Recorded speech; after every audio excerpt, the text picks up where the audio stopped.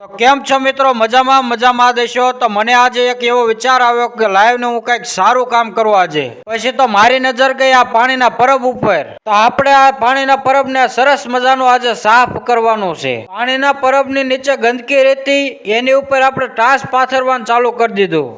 તો મેન મારી ટીમે કામ ચાલુ કરી દીધું. હો ભાઈ, આ રીતના કઈક આપણે ટાસ પાથરી રહ્યા છીએ જેથી કરીને નીચેની ગંદકી સાફ થઈ જાય. પાણી પીવા આવતા લોકોને સરસ મજાની પાણી પીવાની મજા આવે. પછી તો મારી ટીમે અને મેં પરબ ધોવાનું ચાલુ કરી દીધું.